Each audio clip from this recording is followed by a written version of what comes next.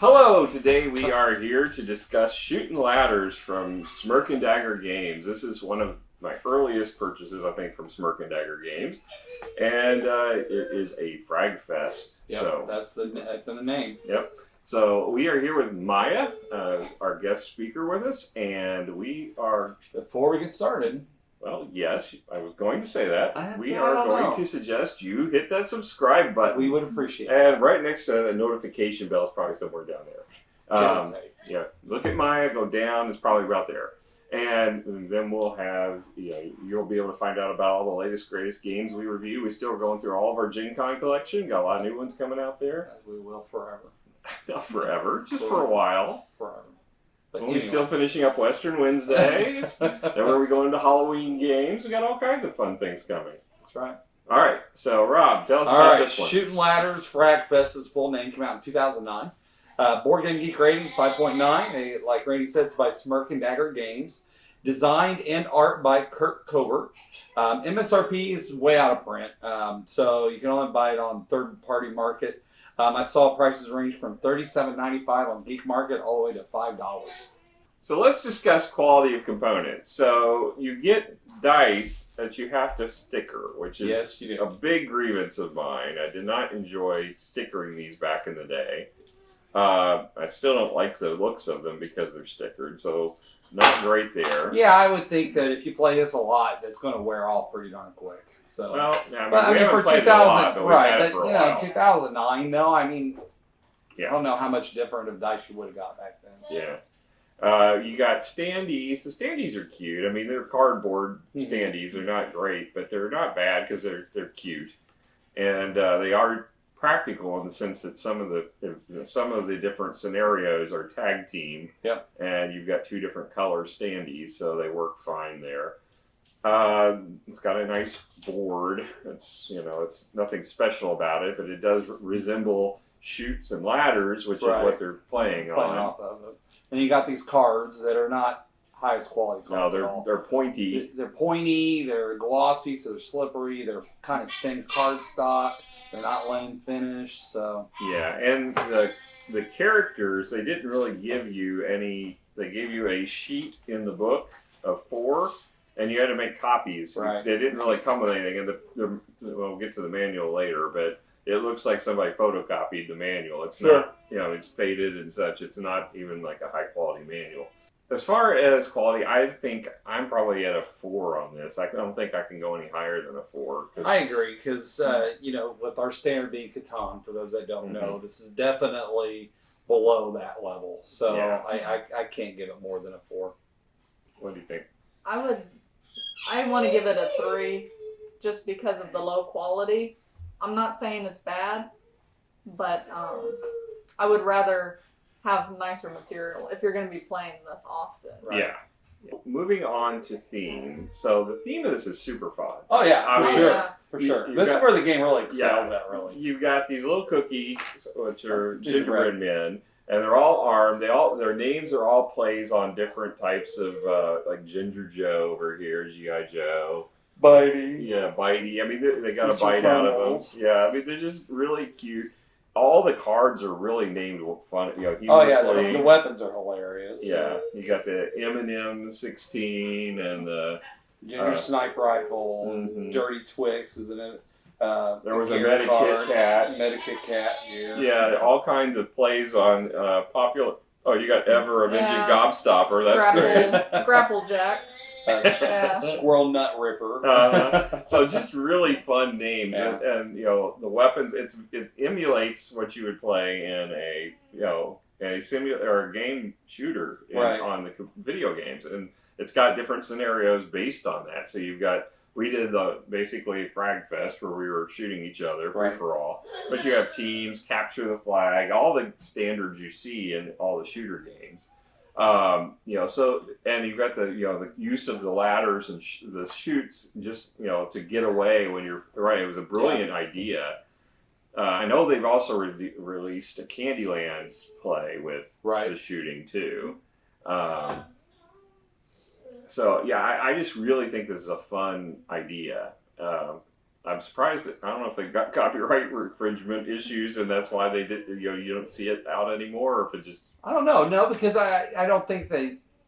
Well, I mean, game mechanics you can't copyright anyway. Yeah. So I don't see how they could have gotten in trouble with what they did here. So, but yeah, well, it isn't family friendly. It definitely is not family friendly. So I mean, certainly if your family is gingerbread men, it's it can be quite traumatic.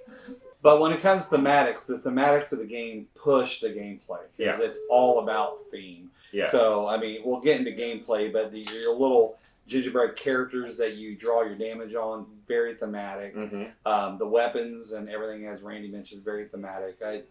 I think it's a 9 thematically. It's so much fun.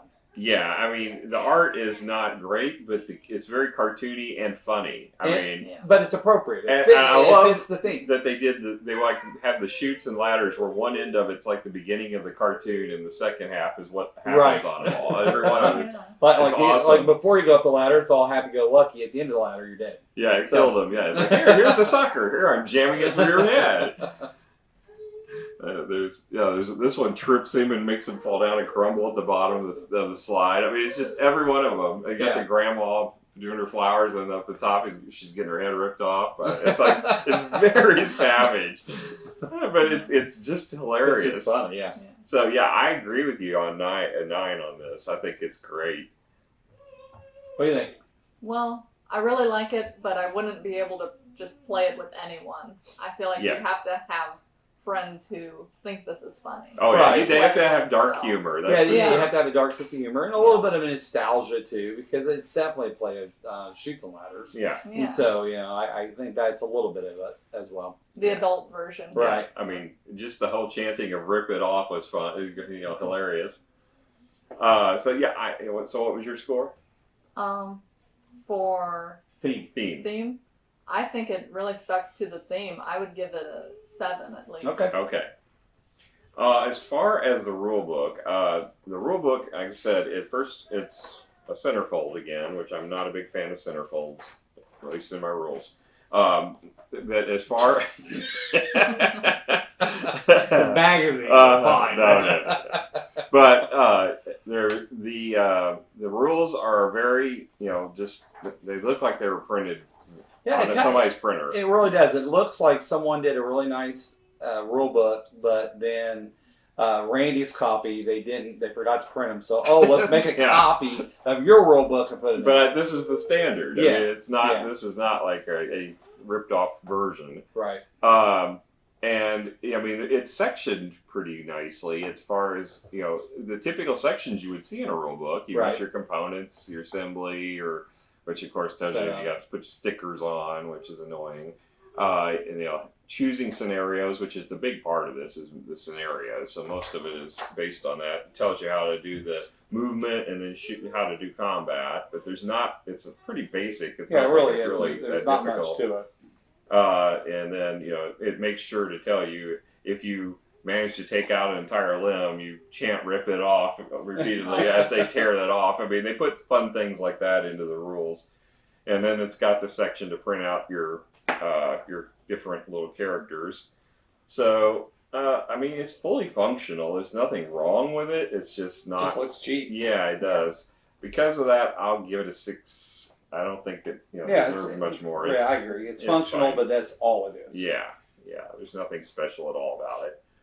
So as far as the gameplay, so on the game, there's spawn sections on the board. As far as there's the squares as you typically see in Shoots and Ladders that runs from 1 to 100, and you have ladders as you get to the ends that let you wrap from one row to the next. But obviously you can hit a ladder or a chute and take you from multiple rows. And the spawn locations are where all the different gingerbread men will start. So in the frag free-for-all when we were playing, we were all targeting each other. Right. There was no teams. And the goal in it was to tear off limbs from the different ones. If you collected 3 limbs, you won the game, which Rob did. So I only got one because I made the bad decision to start on the opposite end of the board. I had the least wounds. I had none of my limbs got removed. So from that perspective, I feel like I won. Yeah, but Christian, Maya, and I, we were just fragging each other nonstop. It's better to be more aggressive at playing this game so that you can get the limbs. So yeah, I didn't do well, but I enjoyed it still, even though I was just mostly rolling and moving. So that is, I mean, if you don't like roll and move games, there is a lot of that. There is a lot of that. But you know you're rolling and moving, so you can position yourself where you have line of sight to shoot somebody and blow their limbs off, and that's where the fun comes in. Absolutely. So in this version, we had to hit 6 times to remove a limb, but in some versions of the game, it's 3 hits. So they've got it differentiated for standard versus endurance, whether you use 3 or hit 6 on it. They've got the different bases for having where you can play teams. They have different little flags tokens for where you can move flags around. So, I mean, they really thought ahead and did a lot of planning around all the different ways you might play it. And you got weapons, gear, and ammo that supplement the weapons. And the weapons are just another level of humor in a game. And some of them are pretty powerful. Yeah. And the gear can be super powerful. Yeah. I mean, I had one where if someone tried to attack me where they were landed on the same space, which is something you want to do because it gives you an extra die if you are on the same space, then I could basically negate the attack, rip their arm off, and take their gun. Right. So I was like, that was just like the most add insult to injury. The only thing they didn't say is you could smack them over the head with their own limb. That would be like the only thing that would add to it. And then how you do damage is you roll the die, and you can either do damage to their head, which is equal to the peppermint. You got arms, which is like taffy and chocolate, and then chest, which looks like the little button candy buttons. And then you got gun drops and candy corn for the legs. So whatever your dice rolls, it's not the number. Yeah. It's just whatever the icon is where you would do damage. And you're automatically hitting as long as the limb's there. Now, the only time you miss is if the limb is gone. Either that or you got some nasty card like you got where you can negate the damage or do something else with it. But normally, you're automatically hitting. So it's super easy combat. It's not tough at all. If you are on the same row or one row above or below, you don't have any penalty. If you are more than one away, then you suffer a 1 die penalty. Unless you have a weapon that says otherwise. Yeah, and if you're on the same space, then you get an extra die. You use ammo on most of the weapons, well, the ones you acquire from the weapon stack. You have a built-in free Desert Eagle, which is another play. And it doesn't require any ammo. You can just use it. I mean, it requires ammo, but it's unlimited ammo, so you don't ever have to worry about getting ammo for that. But yeah, I mean, it's just a really fun idea. As long as you don't mind, the morbid aspects of this game. And it's a very attacky game. That's what you do. It's a whole game. So if you don't mind that part of it, it's a lot of fun. Yeah, I mean, it's definitely, as far as attacking goes, it's a lighthearted attacking. Sure. It's not like this is, everybody's out to do it. Right, and it's not true player elimination. It's that the first person that loses 3 limbs wins the game. Well, whoever sees the first 3. So it's not like Maya is out of the game and we get to play while she's out of the game. So, which is what I don't care for. I don't like that aspect in player elimination games, but this doesn't have that. So that's one of the reasons why I think I like it as much as I do.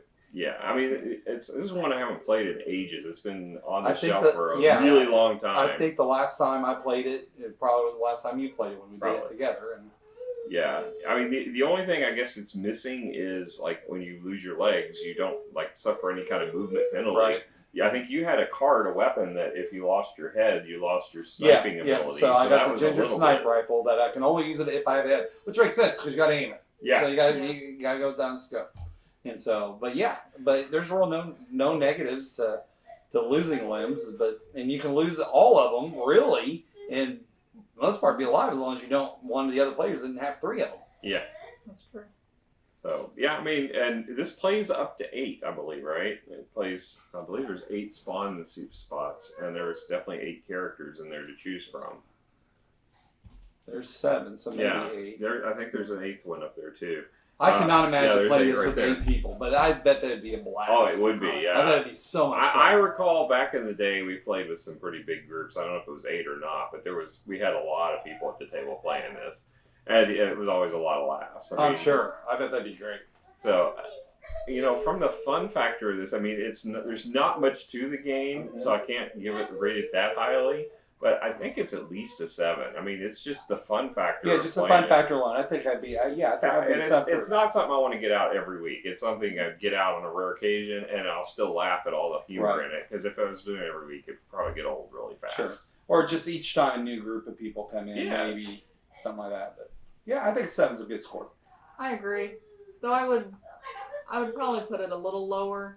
The comedic relief really helps the game, but you do have to have a couple more people. Yeah. I wouldn't play it with 2 people. Oh, no. I don't think it'd be good with 3. I think a minimum of 4. Yeah, I mean, it definitely, the sweet spot for us today was we had 4 players, and it was still fun, but it felt empty. Yeah. So, I mean, you could restrict the board maybe, but there's ladders on the sides. It would be hard to do that. So, I think probably, if you got more than 4, it's going to be, the more you add, the better. It's going to be up to, obviously, 8, because that's the maximum, I think. I mean, that's our assessment of Shootin Ladders. Yep. So, it's probably going to be hard for you to track down unless you go through a third party or second, Geek Market had several listings on it. So, if you're interested in it, that's where I would go first. Yeah, I'd go hit that $5 one. That was a good deal. $5. So, all right, that's Shootin Ladders. Until next time, see ya. Bye. Bye.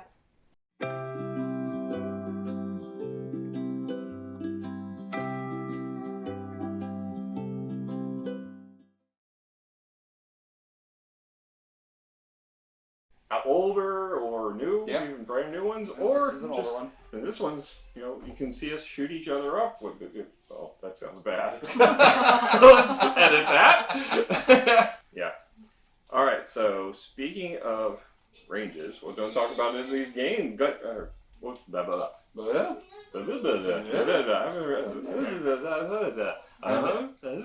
are going to be able to understand you. All right.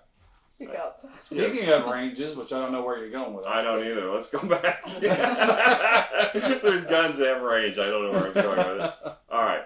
So let's discuss quality of components.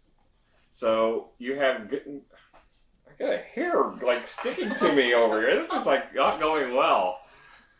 I don't know if it's one of yours. Man, if you got are you shedding on your arms? Maybe it's just your furriness over here. I'm not used to sitting next to Shaggy. These people are crazy. Smooth that down. All right, so what you need? Obviously, you want something. What you want, Bubs? What you want? Yeah, you want me. What you want me for? Here, let me show me. Come show me. We're still trying to get this video out. I think part of it is just trying to also get your attention. Yeah. He sat with me for 30, 45 minutes. I think he's wanting some... Well, this fly wants my attention, I can tell you that. Then when you're watching and editing the video, you see the fly's been on your head. Yeah, exactly. Exactly. You're right there. And at that point, that's when you just blow it up and just point and laugh,